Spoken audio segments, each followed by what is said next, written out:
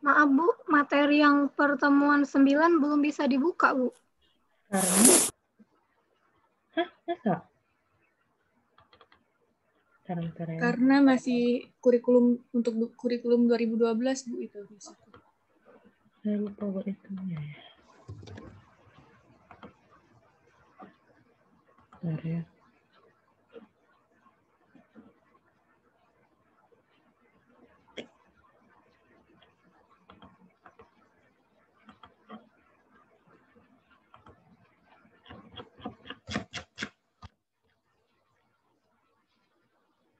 Itu pengantar optimasi A juga udah saya set.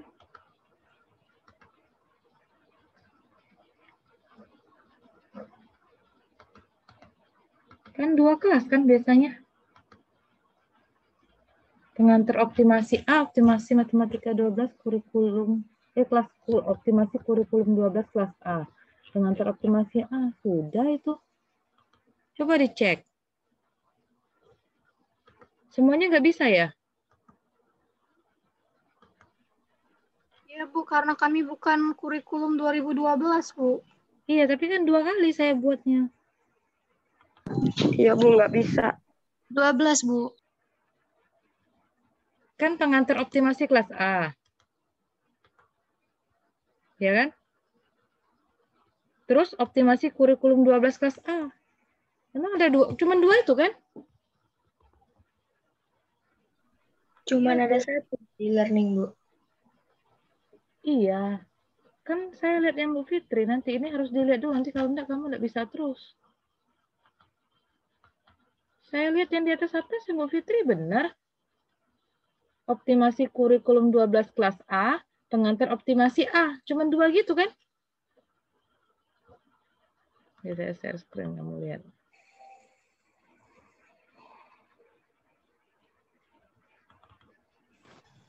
Nah, kelihatan nggak?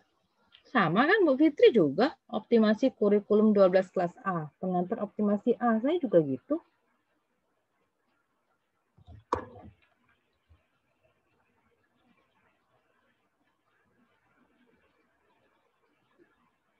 Oh, di kalian nggak muncul ya? Di saya muncul kok, di kalian nggak muncul.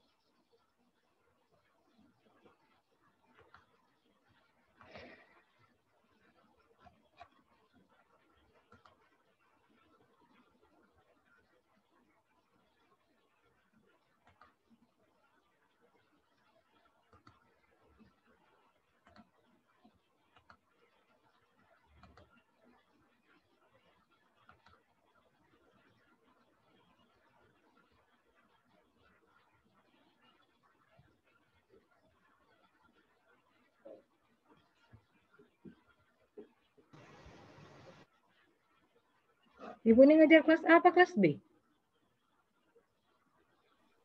Kelas Kelas A Bu. A Bu. Kelas A Bu. Ini barusan ada yang WA di grup. Kenapa tampilan dia dengan Ibu beda? Yang Putri Sagita.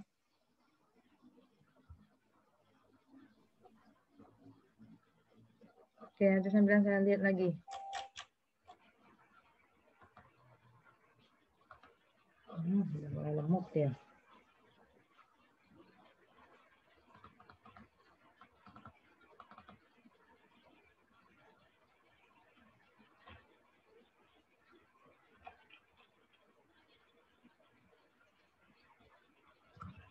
Lemot dia udah lem. Nanti kita lihat lagi.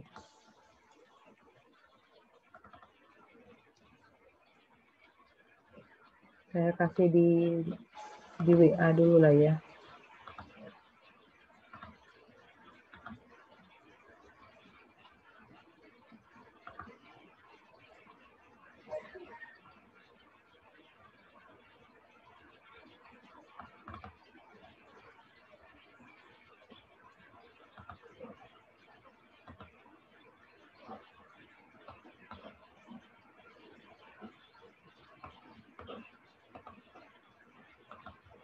Oke, PPT saya udah muncul.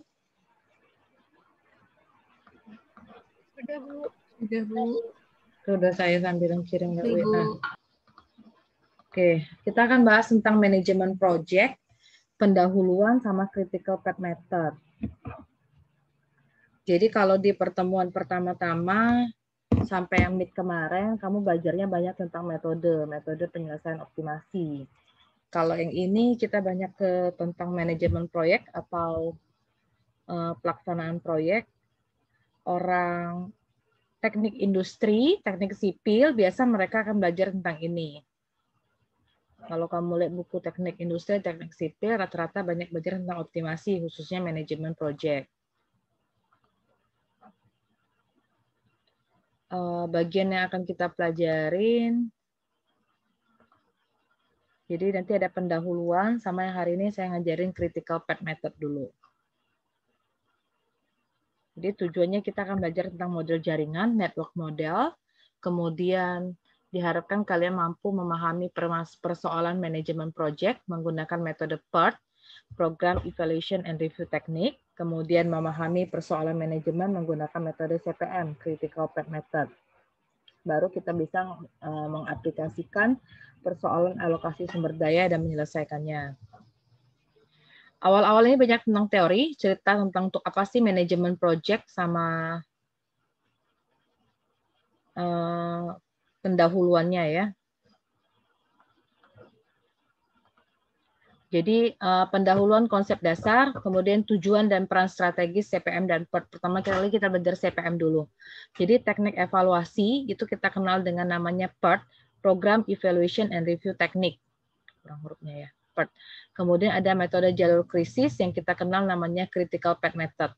Jadi dari tahun 50-an digunakan untuk membantu para manajer membuat penjadwalan, memonitor, dan mengendalikan proyek yang besar dan kompleks. Sekarang proyek kecil pun sudah pakai metode PERT dengan CPM. CPM itu muncul terlebih dahulu di tahun 57. Ya kan? Dia dikembangkan oleh Kelly dan Walker untuk membantu pembangunan dan pemeliharaan pabrik kimia di DuPont. Secara terpisah kemudian ada lagi penelitian PERT oleh Booz Allen Hamilton untuk US Navy, Angkatan Laut Amerika Serikat. Metode PERT dengan CPM itu metode yang kita bisa pakai untuk perencanaan, penjadwalan, dan proses pengendalian suatu proyek. Jadi kalau kamu cari di internet, banyak sekali udah orang yang memakai PERT dengan CPM, sampai ke aplikasi dan software-nya. Kalau kita mau menerapkan kedua metode itu, terlebih dahulu, kita harus tahu kegiatan-kegiatan apa yang akan dilakukan dalam suatu proyek. Jadi urutan kerjaannya apa saja itu harus diketahui dan akan kita susun dalam bentuk jaringan. Jadi jaringan itu network, dia menunjukkan hubungan antara satu kegiatan dengan kegiatan yang lain. Prinsip penyusunan kedua metode ini sama, tapi ada perbedaan yang mendasar. Pertama, perbedaannya terletak pada konsep biaya yang dikandung oleh CPM. Jadi CPM itu lebih banyak melibatkan biaya, critical path method, ketimbang metode PERT. Terus asumsi yang dipakai di metode PERT bahwa lama kegiatan itu tidak tergantung satu sama lain. Sedangkan di CPM tergantung, suatu kegiatan tergantung dengan kegiatan yang lain. Penentuan lama penyelesaian proyek juga di PERT itu dianggap waktu yang paling pesimis, waktu yang paling lama. Sama waktu yang optimis. Jadi kita punya namanya pessimistic time, itu waktu paling lama suatu proyek. Jadi perkiraan kita paling lama berapa lama selesainya. Optimistic time itu waktu paling cepat. Kalau kita suka bilang kan kita suka bilangnya paling cepat berapa lama, paling lama berapa. Kurang lebih 5 minggu misalnya paling cepat. Paling telat 6 minggu gitu ya. 5 minggunya namanya optimistic time, 6 minggu namanya pessimistic time. Kenapa terjadi itu? Karena adanya ketidakpastian dalam suatu penyelesaian suatu kegiatan. Nanti ada halangan apa kita nggak tahu. Itu yang dinyatakan dalam variance. Semakin kecil variance, menunjukkan semakin pasti suatu kegiatan dapat diselesaikan. Kalau networknya udah besar, jadi penentuan proyek ini kita pakai metode forward fast dengan backward fast. Forward itu metode maju, backward itu metode mundur. Kemudian kita ada estimasi. Estimasi itu meliputi estimasi waktu, perkiraan waktu maupun biaya. Kalau di metode CPM kita sebutnya namanya estimasi normal dan estimasi crash. Oke, perhitungan kedua jenis estimasi itu, crash dengan normal, dimaksudkan untuk menentukan kegiatan pada jalur kritis, di mana waktu dapat dipercepat, pengennya semua orang kerjanya itu cepat selesai dan mengeluarkan biaya yang paling minimum, paling murah. Karena efisiensi penyelesaian proyek dapat dicapai, baik dalam hal biaya maupun waktu. Kalau metode PERT, dia diterapkan untuk mencapai tujuan pengendalian biaya. Tujuan PERT itu akan memberikan informasi bagaimana mempertahankan biaya proyek dalam anggaran tertentu. Jadi kalau kamu lihat di jalan-jalan suka ada pembangunan apa, dia ada papan kan ditulis waktu penyelesaian proyek 120 hari, 150 hari. Nah, itu ada metode yang digunakan untuk perkiraan penyelesaian proyek. Dapat 120 hari, 150 hari, kadang ada tulisan 1000 hari kerja. Ini proyek pembangunan apa? Nah, itu estimasi waktu. Nanti ada estimasi biaya, suka ada pelang kan yang warna putih, berapa ratus juta, berapa miliar. Nah, itu pakai metode PERT. Jadi informasi itu melihat apakah kegiatan kita overrun atau underrun. Overrun itu artinya lewat dari batas waktu, underrun kurang dari batas waktu. Kalau informasi ini ditetapkan, maka kita dapat mempertahankan biaya proyek. Nah, ini kerangka pikiran PERT dan CPM. PERT dan CPM keduanya mengikuti 6 langkah dasar ini. Jadi yang pertama, kita akan identifikasi proyek dan menyiapkan struktur pecahan kerja. Jadi sub kerjanya, kegiatan dilakukan akan kita potong-potong, kita bagi-bagi. Kemudian membangun hubungan antar kegiatan. Kita akan putuskan kegiatan mana yang harus dilakukan terlebih dahulu dan mana yang mengikuti kegiatan yang lain. Jadi urutan kerjanya akan diputuskan mana dulu. Kemudian digambarkan jaringan yang menghubungkan keseluruhan kegiatan. Kita akan menetapkan perkiraan waktu dan biaya untuk tiap kegiatan. Jadi kalau kegiatannya banyak, masing-masing kegiatan, berapa lama waktunya, berapa banyak biayanya. Terus menghitung jalur waktu terpanjang. Nah, inilah yang kita sebut dengan jalur kritis. Ini akan dipakai terus. Jadi jalur kritis itu jalur waktu terpanjang melalui jaringan. Dan yang keenam, kita akan membantu menggunakan jaringan itu, network ya, untuk membantu perencanaan, penjadwalan, dan pengendalian proyek. Langkah kelima, menentukan jalur kritis itu adalah bagian utama dalam pengendalian proyek. Kegiatan jalur kritis dia akan mewakili tugas mana yang akan kita tunda. Tugas mana yang boleh ditunda, tugas mana yang tidak. Yang penting mereka, kegiatan-kegiatan itu dapat diselesaikan tepat waktu.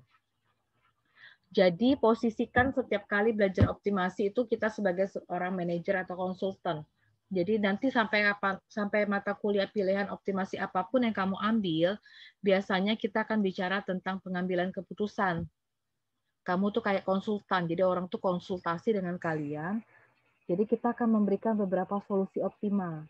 Itu rata-rata persoalan optimasi, baik kamu ngambil integer programming, inventory, program nonlinear, komputasi matematik itu bantuan ya.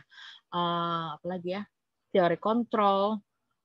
Jadi kita seperti konsultan atau manajer yang merancang suatu project dan kita akan menawarkan ini loh tawaran-tawarannya, terserah mana yang mau dipilih. Nah, bicara di sini yang banyak memakai PERT dengan CPM itu manajer proyek. Ya.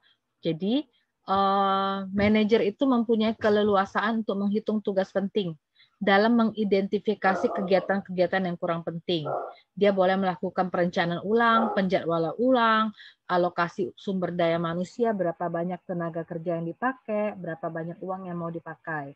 Terus kalau PERT dan CPM itu berbeda dalam terminologi, tapi tujuannya sama, karena masing-masing tujuannya untuk meminimumkan waktu dan biaya.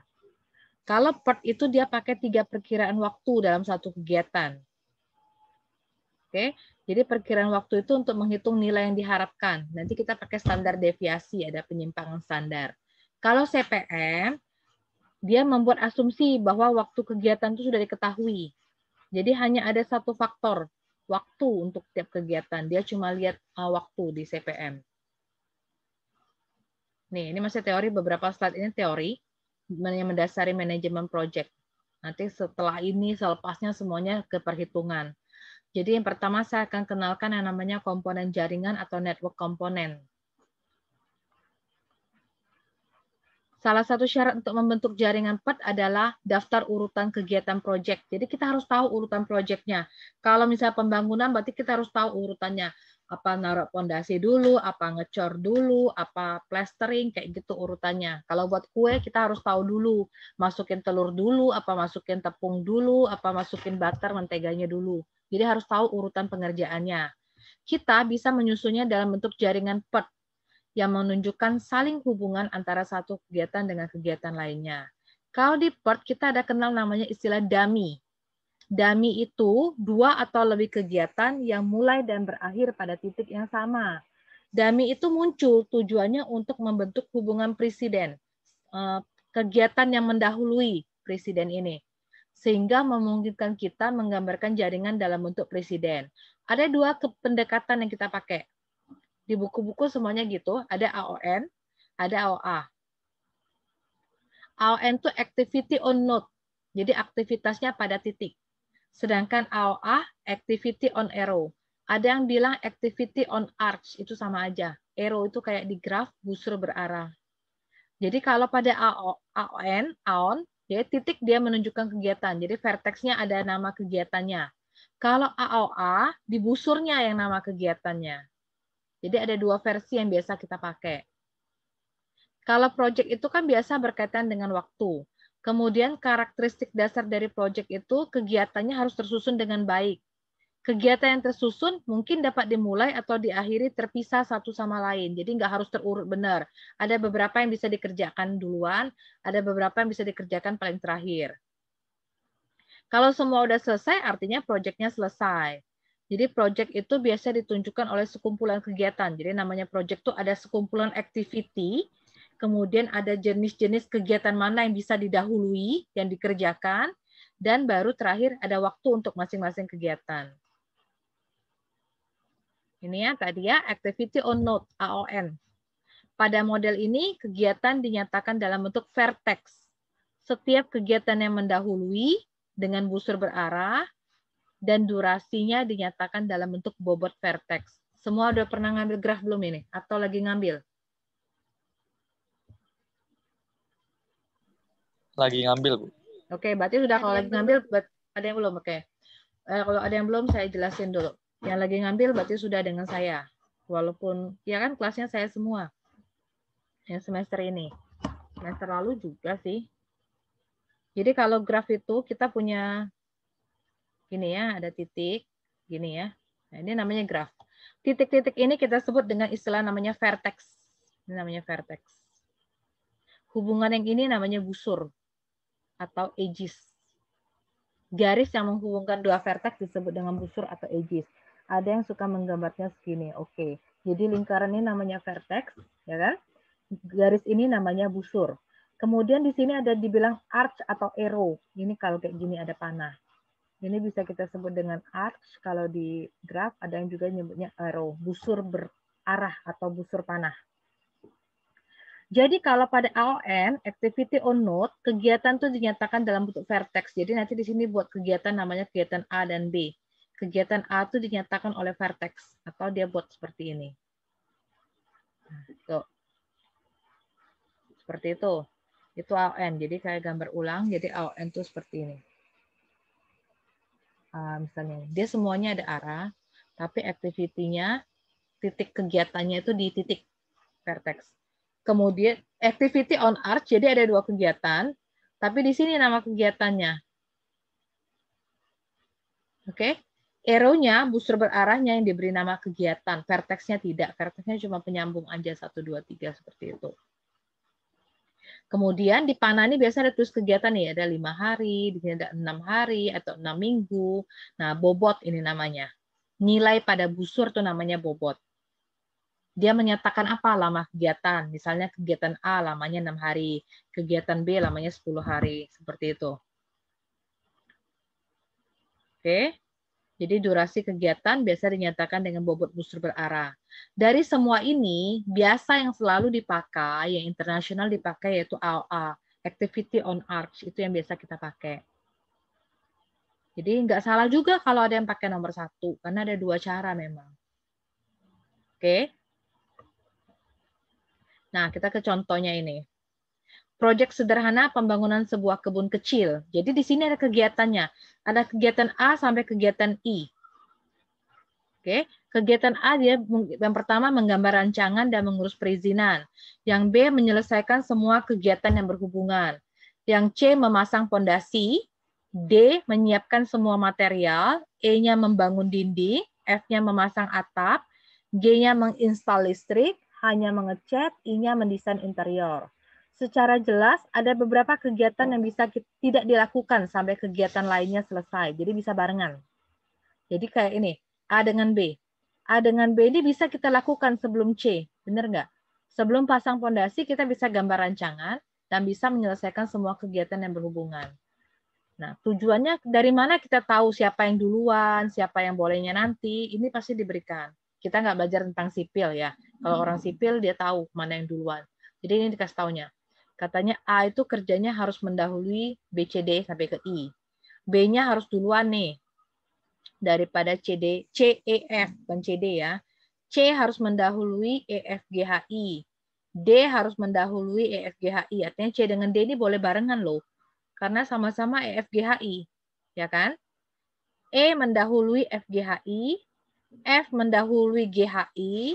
G mendahului H, I. Kamu lihat F. F itu artinya harus kerjain nanti udah E dulu. Karena E kan harus duluin F. G dikerjakan kalau F sudah selesai. Benar kan? Nah, model seperti ini kita bisa modelkan dalam bentuk network atau jaringan. Jadi jaringannya seperti ini. Pertama, nah, kalau bentuk jaringannya seperti ini, paham nggak? Jadi A nih. A tadi katanya mendahului siapa? Ke B. Lihat ada light merah saya muncul nggak? Ke B, ke C, ke D, ke E, benar ya? Ke F, ke G, ke H, ke I. Ya kan? B tadi katanya untuk apa? B itu ke C, ke E, ke F, ke G, ke H, ke I. Benar ya? Paham penggambaran seperti ini? Yang sudah ngambil graf kurang lebih harusnya paham ya kalau udah sampai UTS. Ini graf. Jadi lingkaran ini namanya vertex. Jadi ada nama semua, ada vertex, ada titik, itu sama. Itu lingkarannya, jadi lingkarannya A, B, C, D, vertexnya A, B, C, D, E, F, G, H, I. A, B, C, D, E, F, G, H, I. Itu namanya vertex atau titik. Kemudian garis-garis ada busur berarah ini, itu namanya arrow atau arch. Kalau garis yang kayak gini, dia artinya menunjukkan hubungan dari A ke B. Nggak bisa bolak-balik, karena panahnya, kelihatan panahnya jalan dari A ke B. Dari ini dari B ke C. Itu ya, dari C ke E. Paham penggambaran seperti ini? Dasar penggambaran graf yang rumit ini sebenarnya dari sini. Dari sini. A harus mendahului siapa, B harus mendahului siapa. Paham yang ini? A harus mendahului, B harus mendahului siapa. Ini digambar. Kayak gini yang terakhir saya lihatin. F harus mendahului GHI. Artinya F nanti ke GHI, G harus mendahului HI. Kita cek mana vertex F nih. F. F artinya panah keluarnya kemana? F.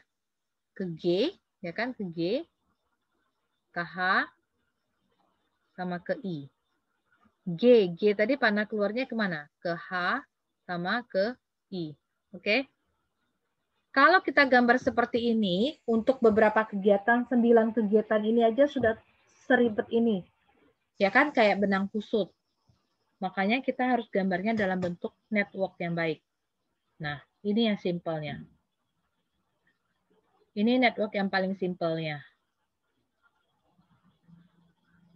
Jadi katanya tadi A itu dikerjakan dahulu sebelum yang lain, berarti A duluan.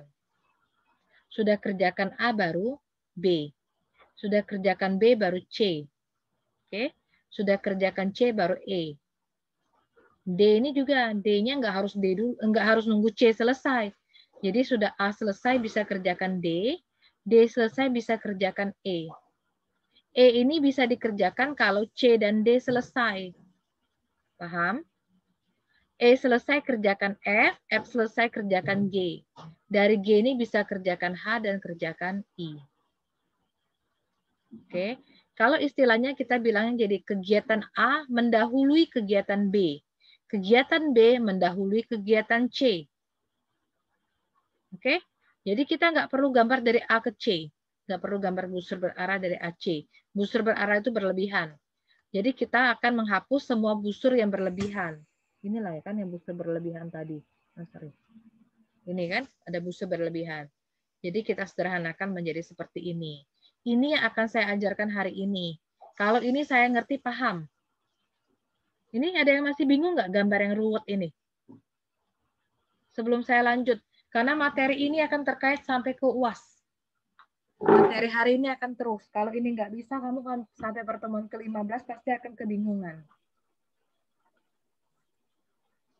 Ada yang bingung yang ini dulu?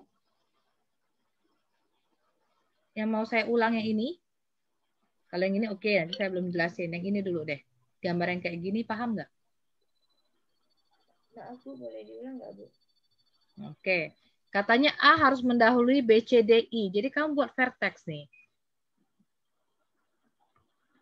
Ini buat vertex A. Jadi A kasihlah panah.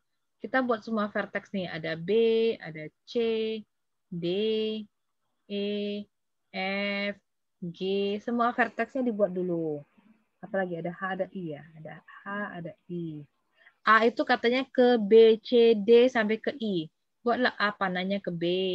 A panahnya ke C. A panahnya ke D. Paham nggak ya kayak gini? Ke E.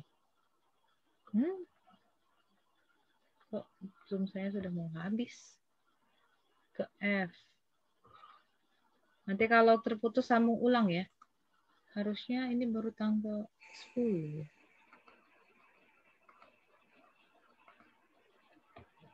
Nanti kalau terputus tolong sambung ulang ya. Iya, Bu. Harusnya belum habis dong kalau. Oke, terus B. B harus mendahului C. Jadi B kasih panah ke C. B kasih panah ke C. Ke D. Oh, D nggak ada ya?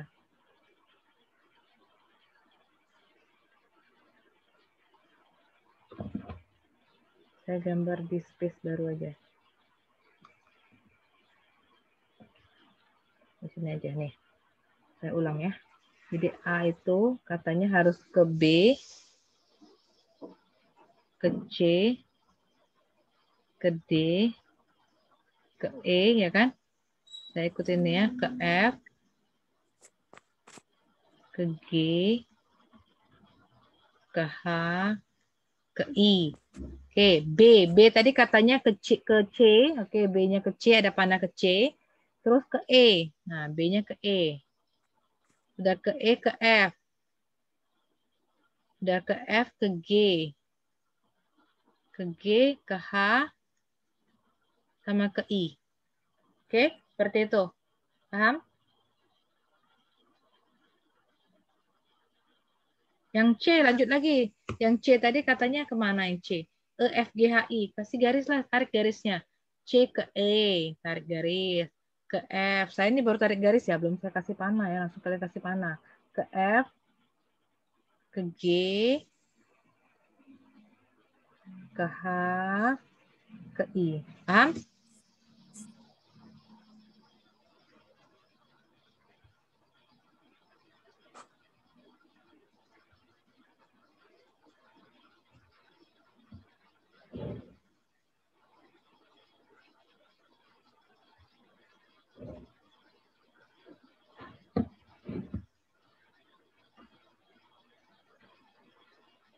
Oke.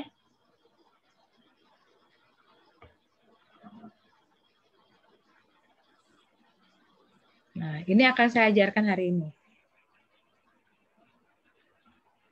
Jadi kita lihat sini. Jadi dari awal saya bilang, kita pasti akan mengetahui kegiatan apa saja yang akan dikerjakan. Jadi dia ada yang ngasih tahu kegiatan A sampai I. Oke, kita nggak akan bicara A, nyusun fondasi, plastering, itu nama-namanya aja. Nggak usah pikirkan mana yang terurut, karena pasti akan diberitahukan. Itu bukan kerjaan kita untuk tahu mana terurut. Dia pasti akan memberitahukan. Kerjaan kita itu cuma mau ngitung berapa minimum cost dan berapa minimum time-nya. Berapa minimum biaya dengan waktunya. Ini pasti dikasih tahu. Selalu. Karena kita di optimasi matematik. Oke? Jadi ada kegiatan A sampai I, ini dikasih tahu nih, kegiatan yang mendahului. A, straight, berarti A tuh boleh duluan. Tidak ada kegiatan yang mendahului A. Paham? B, B, kegiatan yang mendahulunya A. Jadi kerjain A dulu, baru kerjain B. Cara bacanya ya. Kegiatan C, kerjain C dulu, baru B. Kegiatan D, D kerja dulu, baru D dikerjakan kalau A-nya sudah. Oke. C dan D selesai, hasilkan E atau kerjakan E. E selesai, baru kerjakan F. F selesai, baru kerjakan G. G selesai, boleh kerjakan H. G selesai, boleh kerjakan I. Ngerti cara baca tabelnya dulu? Oke ya. Nah, cara gambar. Sekarang kita pakai AOA atau AON. Oke. Kita sepakati aja biar sama semuanya. Kita pakai AOA. Activity on Arch. Ini activity on Arch. Kenapa? Karena activity ABCD-nya namanya di tempat busur berarahnya. Paham? Activity on Node, ini activity on Node. Activity-nya ABCD-nya di dalam node, dalam vertex. Oke. Ini activity on Node. A, B, C, D, E, F, G, H, I. Activity-nya ada di node. Ini boleh dipakai. Kita samakan. Yang pakai yang paling familiar, AOA. Activity on Arch. Activity-nya ada di busur berarah. Oke? Paham? Yang ini ya. Gambarnya kita sepakati yang ini. Kalau ngeliat buku teks ada yang pakai ini, silahkan. Sama caranya. Saya ajarkan yang ini dulu. Kalau ini paham, kamu bisa transfernya ke tempat yang tadi, ke AON, Activity on Node. Oke, ini Activity on Arch. Jadi lihat di Arch-nya itu ada nama kegiatan semua. Paham? Oke, ini saya stop, saya leave-kan dulu ya, karena mau putus ya, nanggung saya mulainya. Nanti kamu join ulang ya. Kemarin masih kok ya. Oke, remaining time-nya 4 menit, saya stop. Kita join ulang ya, karena nanggung nanti saya gambarnya. Oke? Ya, Bu. Saya end kan, kamu join ulang.